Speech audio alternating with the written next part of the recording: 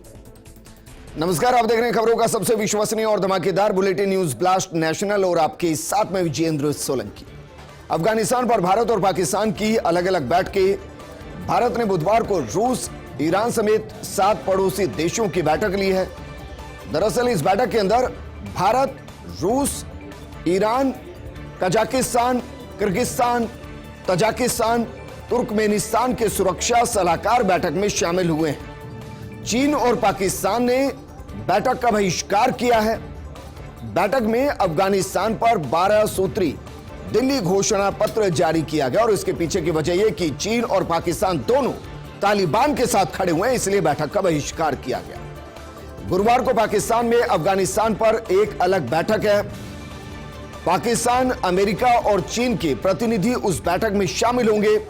इस बैठक में रूस के प्रतिनिधि भी मौजूद रहेंगे।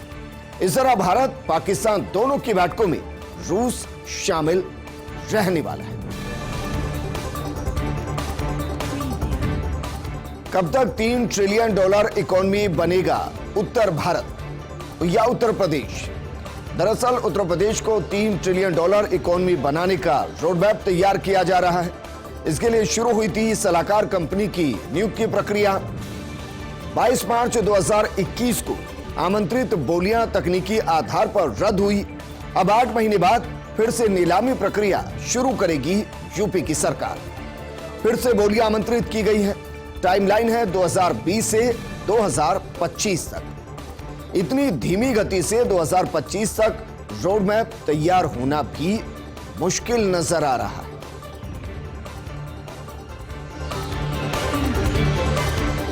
भारत में ध्रुवीकरण के लिए फेसबुक पर मनगढ़ंत कंटेंट। दरअसल 2018 से 2020 के दौरान फेसबुक के भीतर भी मुद्दा उठा था। फेसबुक के एक पूर्व कर्मचारी ने उठाया था मुद्दा। फेसबुक पर कई भ्रामक पोस्ट, अल्पसंख्यकों पर निशाना।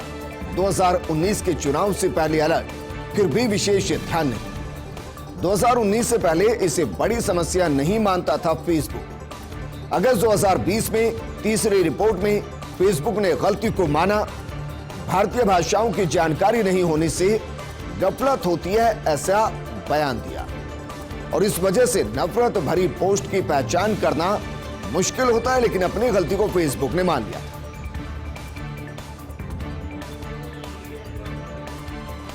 नए नौसेना प्रमुख होंगे vice admiral R Hari Kumar. पश्चिमी कमान के flag officer commandant in chief Hari Kumar अगले chief of the naval staff यानी कि CNS नियुक्त किए जाएंगे। एडमिरल करमवीर सिंह की जगह पर वो पदभार संभालेंगे, यानी कि हरि कुमार करमवीर सिंह को रिप्लेस करेंगे। 30 नवंबर को रिटायर होने वाले हैं एडमिरल करमवीर सिंह और उनकी जगह जिम्मेदारी संभालने वाले हैं CNS की हरि कुमार। पाकिस्तान की नोबेल विजेता मलाला यूसुफजई की शादी हो गई है। पाकिस्तान क्रिकेट बोर्ड से जुड़े असर मलिक के साथ उनकी शादी हुई है। बर्मिंघम के अंदर एक सादे समारोह में मलाला और असर का निकाह हुआ है। फिलहाल PCB के जनरल मैनेजर हाई परफॉर्मेंस की जिम्मेदारी संभाल रहे हैं असर मलिक। इससे पहले प्लेयर मैनेजमेंट कंपनी में MD भी रह चुके हैं असर मलिक। इकोनॉमिक्स टाइम्स में तृणमूल सांसद सुष्मिता देव का इंटरव्यू आया है। उन्होंने कहा कि पश्चिम बंगाल में चुनाव जीतने से ममता बनर्जी की ताकत बढ़ गई है। बीजेपी के खिलाफ मजबूत ताकत बनकर उभरी है ममता बनर्जी। लोगों को बंगाल में बीजेपी की लहर होने की गलतफहमी थी। 2024 के लोकसभा चुनाव में भी बीजेपी का सूपड़ा साफ होगा।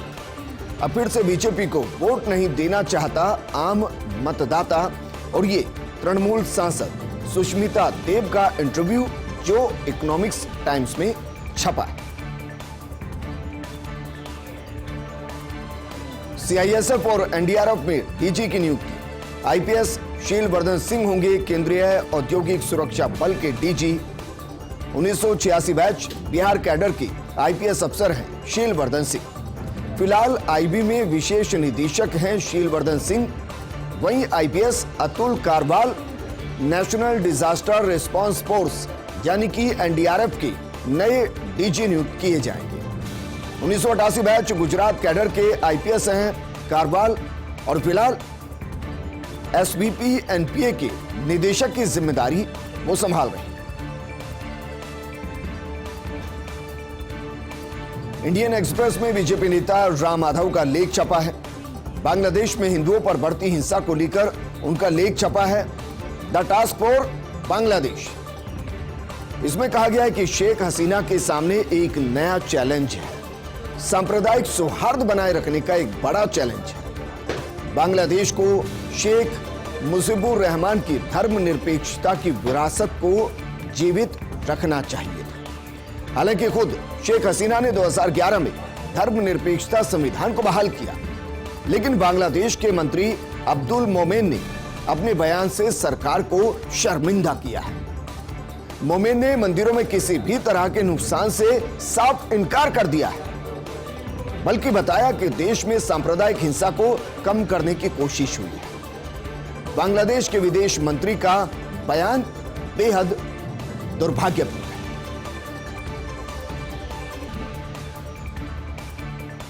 नोटबंदी की सालगिरह क्यों नहीं मनाती सरकार, यह अपने आप में एक बड़ा सवाल है। जबकि सरकार सत्तारूढ़ दल कैलेंडर देखकर करते इवेंट, नोटबंदी की सालगिरह पर ना कोई भाषण और ना ही कोई ट्वीट आया।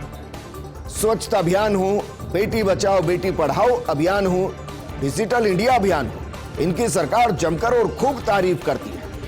लेकिन नोटबंदी की सालगिरह पर केंद्र सरकार और बीजेपी ने मौन धारण किया है, जबकि 5 साल पूरे हो चुके हैं। इधर सोशल मीडिया पर नोटबंदी को लेकर सरकार की जमकर आलोचना हुई। दूसरी तरफ रिजर्व बैंक ने भी नकदी के आंकड़े जारी कर लोगों को बोलने का मौका दे दिया और बाजार में ज्यादा नकदी को लेकर भी सरकार को घेरते हुए लोग नजर आए, क्योंकि 2016 के आसपास जहां 17 लाख करोड़ के आसपास नकद करेंसी फ्लो कर रही थी, वो आंकड़ा लगभग 28 लाख करोड़ के आसपास है जो नकदी भारत में फ्लो कर रही है।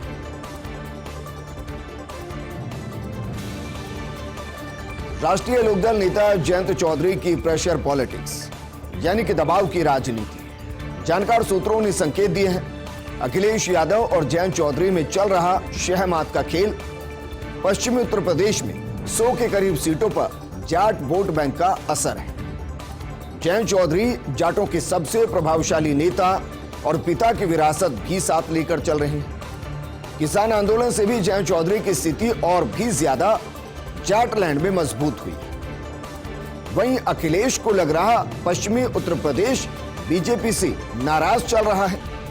ऐसे में अगर सपा ज्यादा सीटों पर चुनाव लड़ेगी तो उसको अच्छा खासा फायदा होगा, वोट बैंक का भी और सीटों का भी।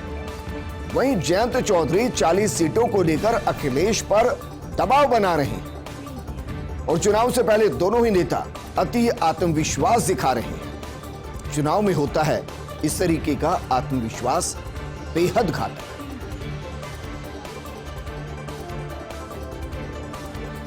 राज्यपाल सत्यपाल मलिक क्यों खफा से? राज्यपाल मलिक द्वारा दागे शब्द बाणों पर बीजेपी मौन है। केंद्र सरकार और बीजेपी के खिलाफ लगातार सवाल उठ रहे हैं। ऐसी स्थिति में भी बीजेपी ना तो उनकी आलोचना कर रही है और ना ही जवाब दे रही है। पहले गोवा की बीजेपी सरकार पर लगाया भ्रष्टाचार का बड़ा आरोप और अब किसान आंदोलनकारियों के सपोर्ट में मलिक दे रहे हैं बयानबाजी। इधर मलिक की बयानबाजी को मिल रहा विपक्षी पार्टियों का जमकर समर्थन।